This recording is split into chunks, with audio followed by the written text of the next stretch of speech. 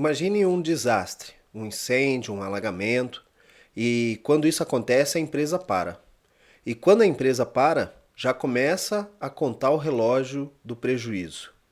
É nesse momento que a área de segurança de informações abre o plano de recuperação de desastres e começa a seguir o plano. Eu sou o Fábio Sobieck, sou especialista certificado em segurança e privacidade, e no episódio de hoje eu vou explicar um pouco mais sobre o que é e como se faz um plano de recuperação de desastres. Mas primeiro a gente precisa entender o que é um desastre. O desastre ele vai mudar de empresa para empresa. Inclusive, na nossa vida familiar, a gente também pode se preparar para desastres que podem acontecer. Cada pessoa, cada empresa tem o seu nível de aceitação aos desastres, que são eventos naturais ou eventos humanos que podem ocorrer dentro da sua vida e que podem te causar algum prejuízo. Então, isso é a definição de desastre. Eventos naturais ou humanos que podem causar algum prejuízo. Se você se prepara para esse desastre e você sabe seguir um plano, você vai responder melhor a esse desastre quando ele acontecer. Então você está melhor preparado. Nas empresas, a gente considera desastres os eventos naturais, como por exemplo, tempestade, chuva, alagamento, incêndio, ou eventos humanos, que são causados pelas pessoas. Às vezes, por exemplo, uma interrupção de energia elétrica, um cyberterrorismo e, propriamente dito, os ataques cibernéticos. Isso também são considerados, em alguns casos, desastres, dependendo do impacto que eles conseguem causar para a área de negócios. Então, como que funciona esse plano de recuperação de desastres? Bom, o plano ele é um documento que pode estar impresso, em papel mesmo, ou em formato digital.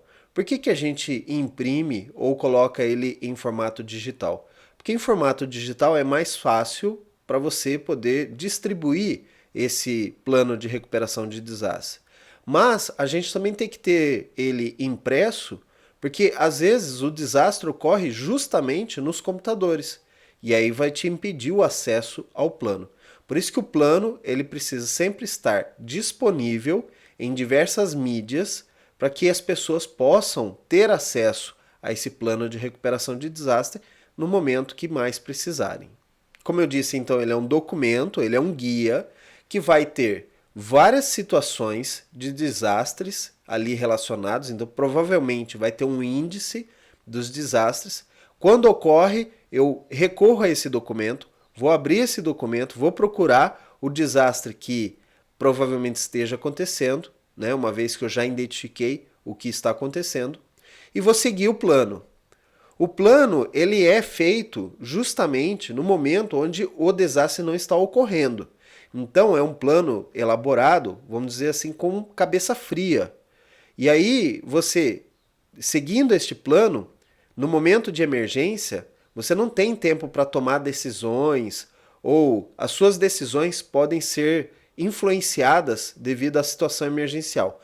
Por isso que seguir o plano é fundamental. Então, o objetivo do plano é minimizar o desastre ou reduzir o impacto. Esse é o objetivo principal do plano. Depois disso, ele vai te trazer instruções de como a empresa pode voltar ao normal, né? Sendo que o normal foi estabelecido quando foi elaborado esse plano. Então, o que é uma condição normal para aquela empresa? É ela estar trabalhando, vendendo, funcionando. Então, quais são os passos para você voltar ao normal depois que aquele incidente acontece? E, obviamente, os incidentes são diferentes entre um e outro e vão ter formas diferentes de se recuperar daquele incidente. Depois disso, o plano também estabelece para você qual é o checklist que você deve executar para saber se você já está operando em condição normal.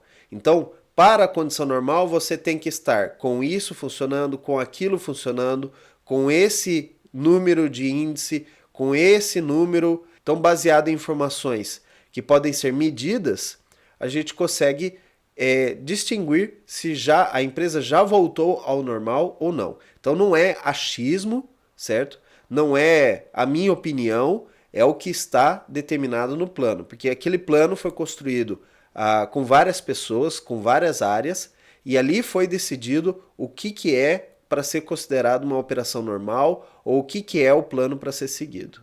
Outro detalhe desse documento é que ele tem que ter uma linguagem mais simples, ela não pode ser um documento muito técnico, porque uma pessoa que às vezes não tem um treinamento específico vai precisar seguir esse plano.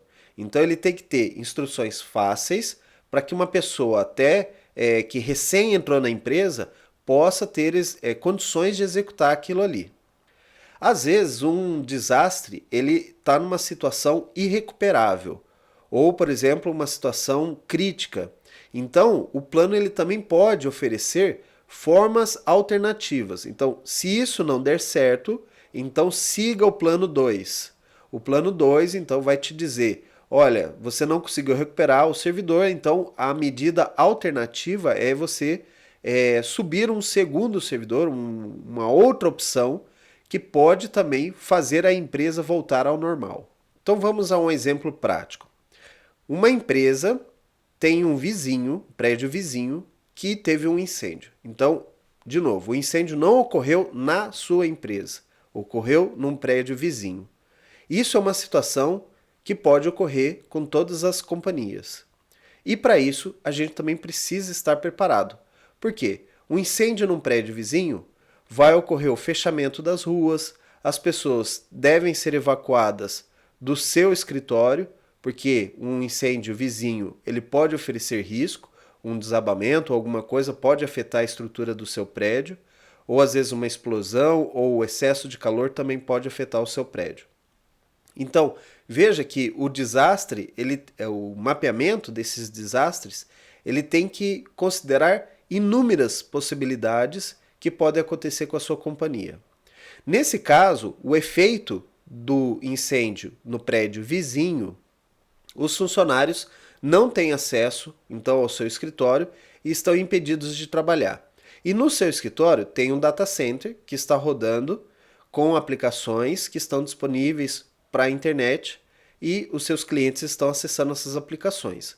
O que pode ocorrer nesse caso?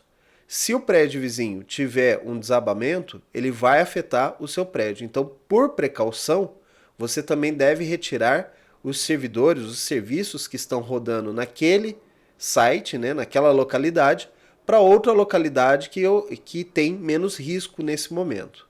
Então, esses são os efeitos. O seu sistema ele está rodando, mas os seus funcionários não conseguem entrar no escritório. E você precisa tirar aquela carga de trabalho que está ali para um outro site que tenha menos risco. Então, a primeira ação nesse momento é você identificar o desastre e decretar a crise.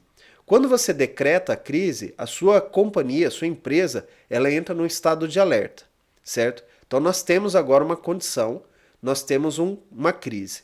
Algumas empresas têm inclusive um gabinete de crise, onde são colocadas pessoas chaves para ter um plano de decisão ou alguma coisa assim.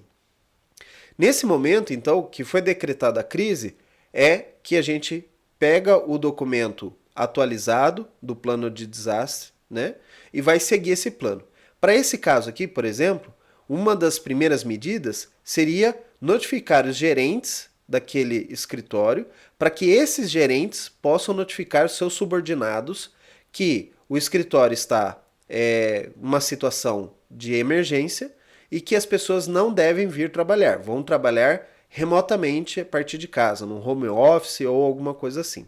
Então esse é o primeiro plano, é a comunicação, certo? Então decretou-se a crise, começa o plano de comunicação.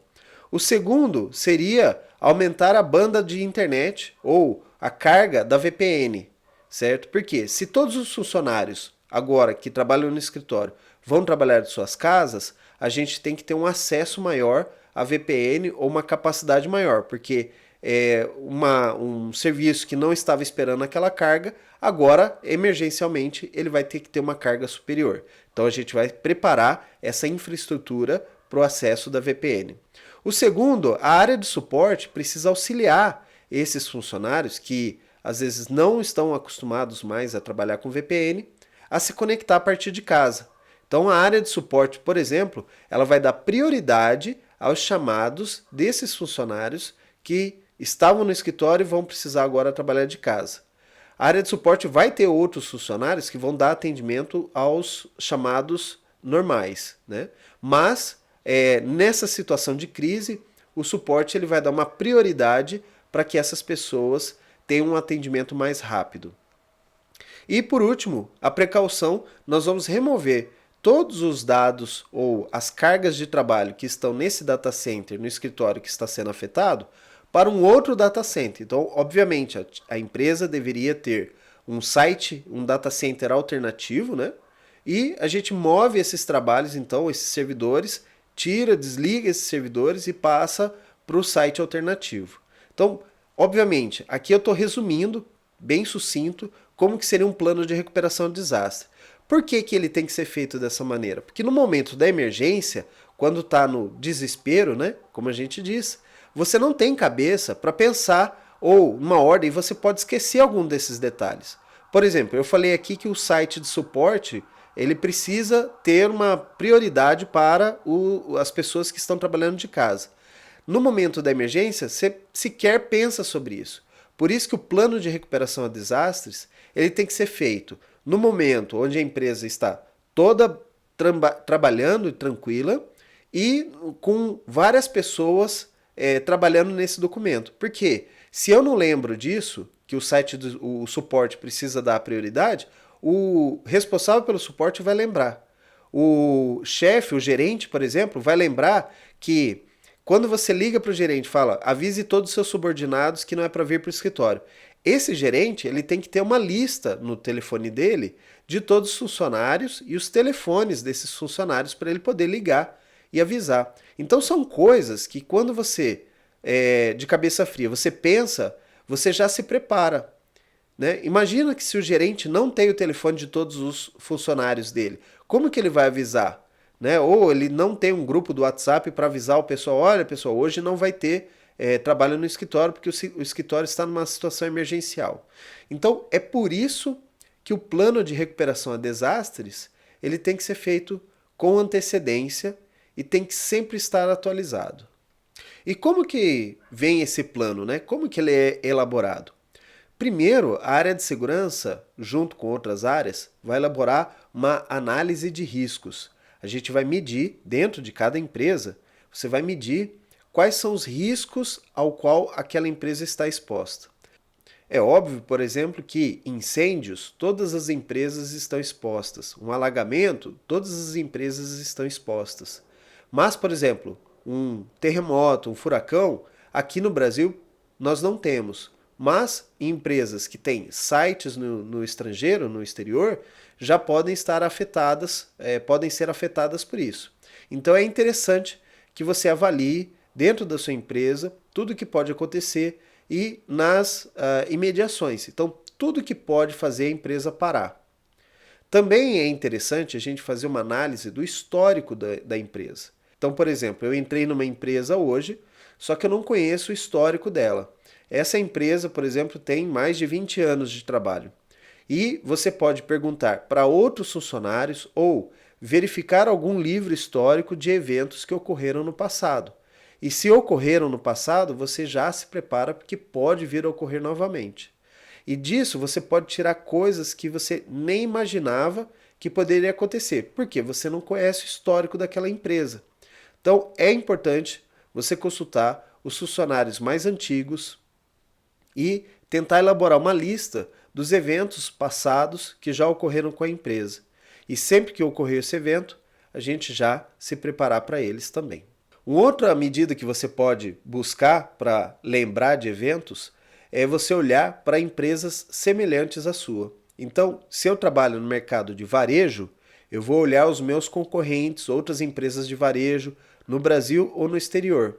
E, baseado no que eles passaram por problemas ou desastres que eles enfrentaram, você já pode se preparar também.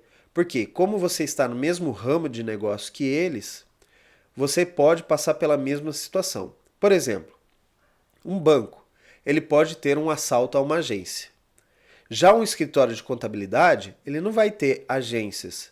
Então ele não precisa se preparar para um assalto a uma agência. Em compensação, um escritório de contabilidade, ele pode ter um incêndio, porque acumula muitos papéis, muitos produtos que são considerados inflamáveis. Então, para esse caso, eles vão ter situações diferentes, ou por exemplo, um alagamento, uma goteira, no local onde ficam armazenados os documentos. Eles vão ter situações diferentes que um banco não vai ter. Então, são coisas que você pode avaliar dentre os seus concorrentes ou empresas similares. Um outro passo também que você pode avaliar são os históricos do mercado, de outras empresas que também não são da sua área. Recentemente, a publicação desse vídeo, ocorreu um incidente com o Facebook, onde uma configuração errada das redes ocasionou uma parada de quase um dia de serviço.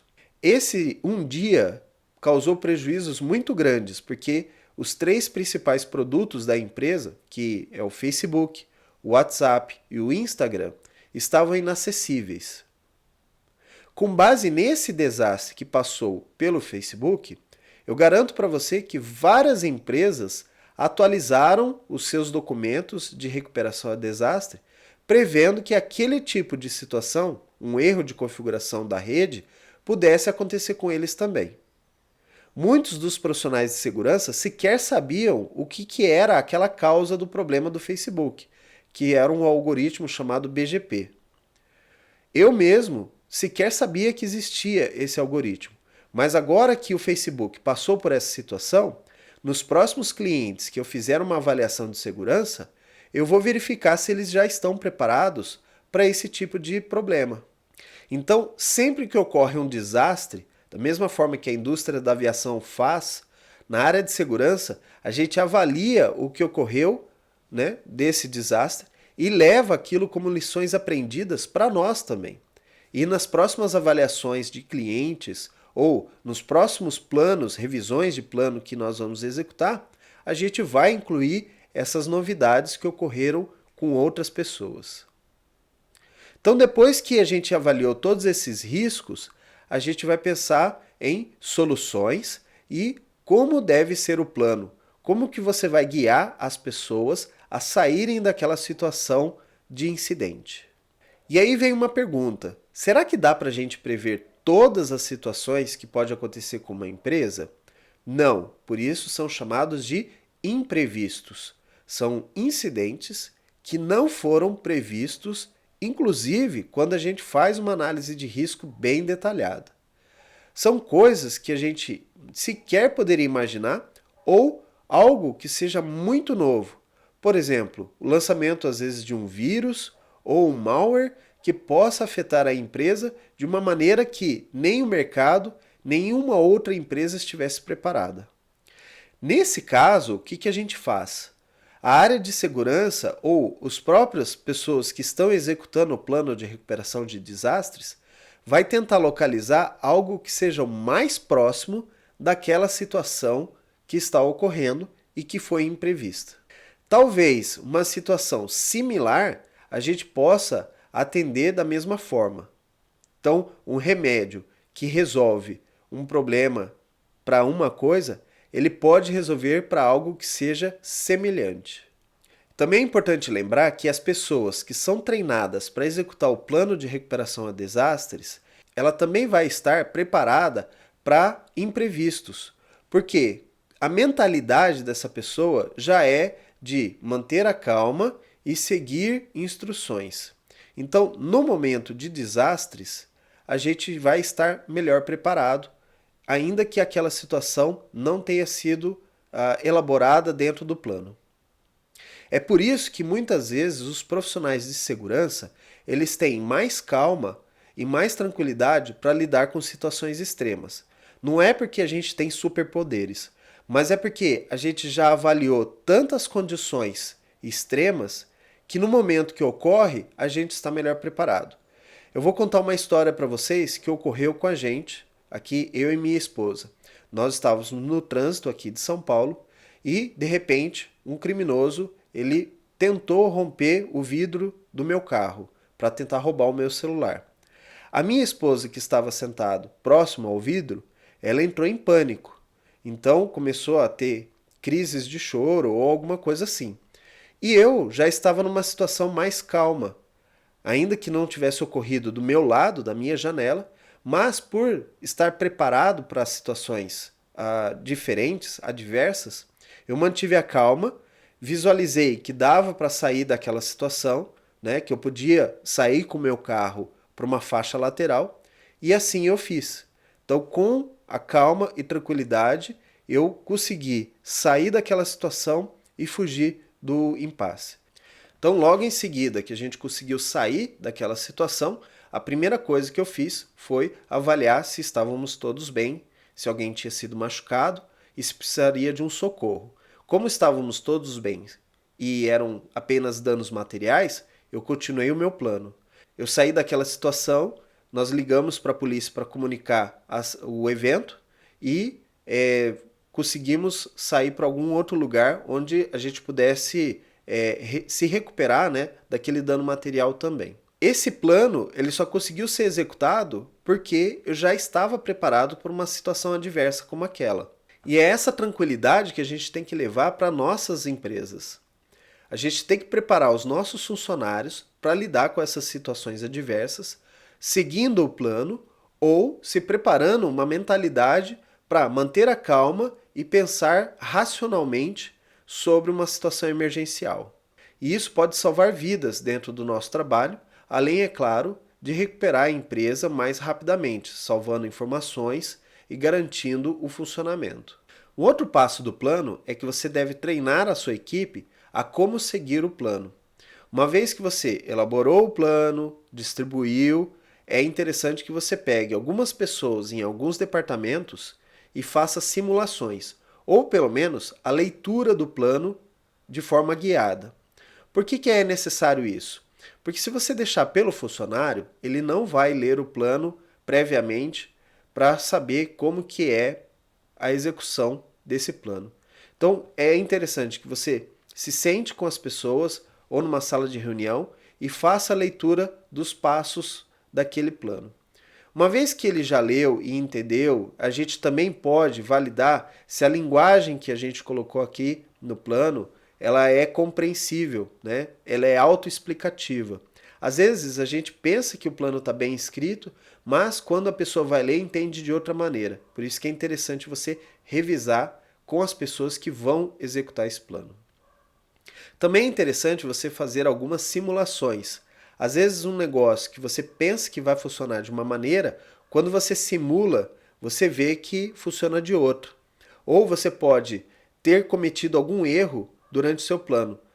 Um caso clássico, você precisa dizer que uma válvula de uma mangueira de incêndio ela precisa ser aberta e às vezes você não tem noção de como que funciona aquilo. Então quando você faz a simulação do plano, você verifica que a válvula, ao invés de abrir para cima, você tem que abrir ela para baixo. E no plano estava escrito que era para mover a alavanca para cima. Com isso, fazendo essa simulação, você detecta erros e você pode corrigir esse plano e reaplicá-lo dentro de uma simulação. Outra parte importante é que o plano ele precisa sempre estar à mão das pessoas. Então, um local visível ou que todos naquela sala, naquele ambiente, saibam aonde está o plano. Se está numa gaveta ou no armário, eles precisam saber identificar. Porque no momento do pânico, às vezes as pessoas sequer lembram que existe o plano de recuperação. Então é importante que todos estejam treinados ou, por exemplo, se eles comunicarem à área de segurança e a área de segurança falar, olha, pegue o plano e acione. Eles precisam saber aonde ele está, certo? Então o interessante é que ele fique no local visível ou, se não ficar no local visível, que todos saibam onde está e que tenham acesso. Não pode ficar num armário trancado ou numa sala trancada, que somente uma ou outra pessoa possam ter acesso, porque justamente essa pessoa pode não estar ali no dia do desastre. E também, como citado, ele precisa estar em diferentes versões, em formato eletrônico, para que possa ser fácil distribuição, ou também em formato impresso, para que, caso o computador ou o celular não esteja disponível, você não tenha problemas de acesso ao plano. Se você tem ele impresso, você vai seguir esse plano impresso. Também é interessante a gente fazer um versionamento do plano. Uma vez que esse plano ele é atualizado e em certas situações a mudança do plano pode ser vital para a vida de pessoas, né? Pode afetar então a vida de pessoas, é muito importante que você tenha um número de versão ou uma data de publicação desse plano. E quando sair uma nova versão, você deve imediatamente eliminar todas as versões anteriores, se elas forem em formato digital, e no formato físico, você deve recolher todos os planos da versão anterior no formato físico e destruir esse plano. Por que é feito dessa maneira? Porque se tiver dois planos e instruções diferentes, isso pode causar confusão. E no momento da emergência, vai piorar ainda mais. Além disso, determinados planos eles precisam ser executados sincronizados com outras localidades. Então você imagina que você precisa fazer uma ação, uma operação sincronizada entre São Paulo e Rio de Janeiro. E o time de São Paulo tem um plano atualizado e o time do Rio de Janeiro está usando um plano antigo. Então sempre que você for fazer uma ação sincronizada, você verifica qual a versão do plano que vocês estão utilizando para que os dois utilizem o mesmo. Então é importante a gente ter esse versionamento e também ter essa ação de recolher os planos antigos e destruí-los para que ninguém possa estar usando planos diferentes. Todo mundo tem que estar usando a mesma versão. E por que o plano precisa ser revisado? Porque as empresas mudam, as pessoas mudam, as tecnologias mudam e também os desastres mudam. Quando a gente sabe de uma novidade, a gente tem que incluir isso no plano. Também é interessante que a gente faça a revisão desse plano com uma certa periodicidade. Eu recomendo, por exemplo, que o plano seja refeito, revisado a cada 6 meses. Mas existem empresas que preferem fazer em um período menor ou que têm times que vão cuidar desse plano durante todo o tempo e fazendo atualizações constantes.